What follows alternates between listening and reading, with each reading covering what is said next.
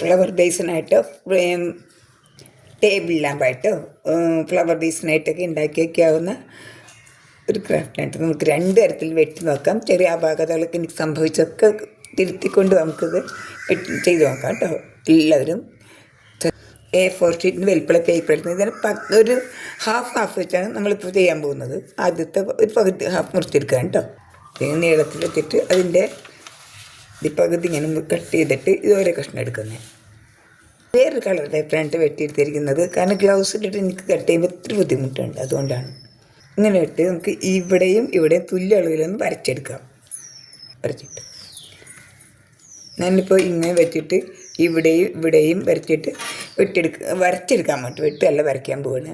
കാണുമെന്നറിയില്ല. ഞാൻ ഇങ്ങനെയും വരച്ചെടുത്തിട്ടുണ്ട്. ഇനി ഇത് രണ്ടും അവിടെ നമുക്ക് ഇവിടെ നിന്ന് ഇത്രയും വശമാണ് കട്ട് ചെയ്യേണ്ടത്. നോക്കാം. അതിൻ്റെ നമ്മൾ ഇതുപോലെ മട്ടം മടക്കിയിട്ട് ഈ ലൈനിൽ വെച്ച് മടക്കാം. ഇങ്ങനെ മടക്കിയിട്ട് ഈ ലൈനെ വിട്ടുകൊണ്ട് ഒരേ അകലത്തിൽ ഇങ്ങനെ കട്ട് ഈ മടക്കുണ്ട് കേട്ടോ. ഈ മടക്കുണ്ട് ഇങ്ങനെ ലൈൻ വരയ്ക്കാം. വരച്ചിട്ട് കട്ട് ചെയ്തെടുക്കാം. കാണിച്ചു തരാം. തുല്യ അകലത്തിൽ വരയ്ക്കേണ്ട സ്കെയിൽ കൊണ്ട് നമ്പർ ചെറിയ ഡോട്ടിട്ട് വരച്ചെടുക്കാം കേട്ടോ. ഇങ്ങനെ ഇതേപോലെ ചെയ്യുന്നതിനും ഇതുപോലെ ചെയ്യുന്നതിനും നോക്കൂട്ടോ. ഇങ്ങനെ ചെയ്യുന്നതിനും രണ്ടിനും വരയ്ക്കൽ ഒരേപോലെ വരയ്ക്കാം. ഇനി വെട്ടുമ്പോഴാണ് വ്യത്യാസം കാണിച്ചു തരാം. ഇതുപോലെ ഈ ജഗ് പോലെ ഇരിക്കുന്നില്ലേ അല്ലേ, അതുപോലെ ഇതുപോലെ ഇരിക്കുന്നതിന് മടക്കില്ലാതിരിക്കുന്നതിന് എങ്ങനെ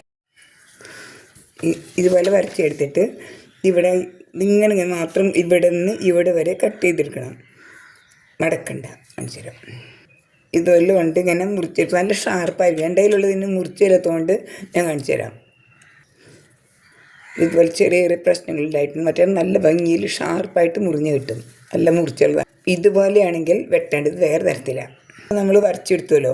അത് കഴിഞ്ഞിട്ട് ഇത് ഇങ്ങനെ മടക്കിയിട്ട് നല്ല ഒപ്പം മടക്കിയിട്ട് ഇവിടുന്ന് ഇവിടെ വരെ ഇങ്ങനെ കട്ട് ചെയ്ത് പോവുകയാണ്. കാണിച്ചു തരാം. കട്ട് ചെയ്ത് കാണിച്ചു തരാം. ഇതാണ് കുറച്ചുകൂടി ഈസി. ഇത് കത്തി കൊണ്ട് നമുക്ക് വെട്ടാം.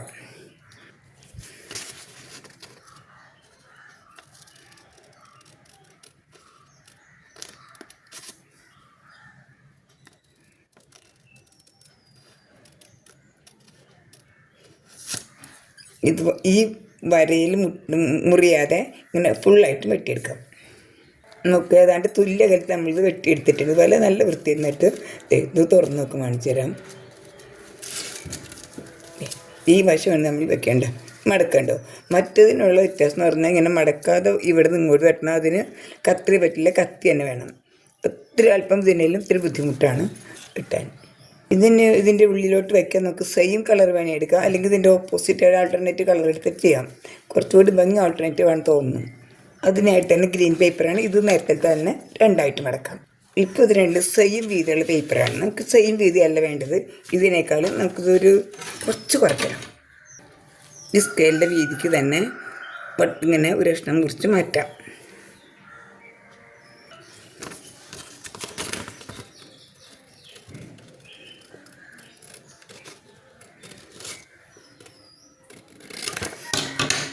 നമുക്ക് ഒരു പീസ് മുറിച്ച് മാറ്റിയിട്ടുണ്ട്. നമുക്ക് ഇതിവിടെ വളവില്ലാത്ത വശത്താണ് നമുക്ക് ഒട്ടിക്കേണ്ടത്. ഇവിടെ അല്പം ഗം തേച്ചിട്ടുണ്ട്. ഇങ്ങനെ ഇവിടെ ഒട്ടിച്ചെടുക്കാം. വശത്തും പശ വെച്ചിട്ടുണ്ട്. ഇനി ഇതിങ്ങനെ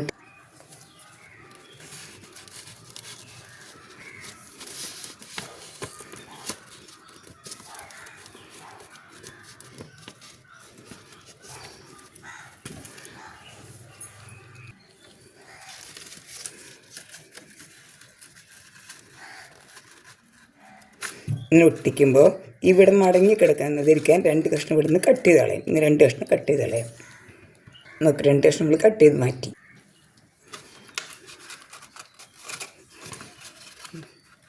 ഒട്ടിച്ചെടുക്കാം.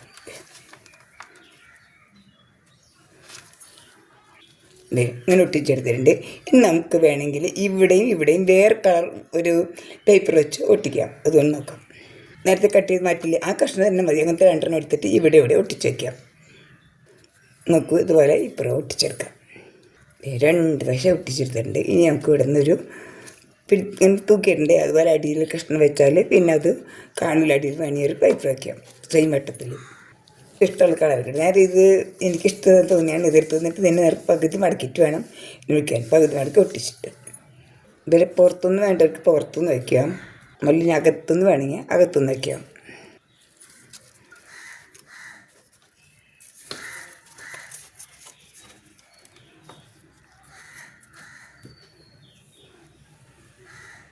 ഇനി മുത്തുകൾ കൊണ്ടോ ഫ്ലവർ കൊണ്ട് ഇതിനെ അലങ്കരിക്കാം. മനസ്സിലായി?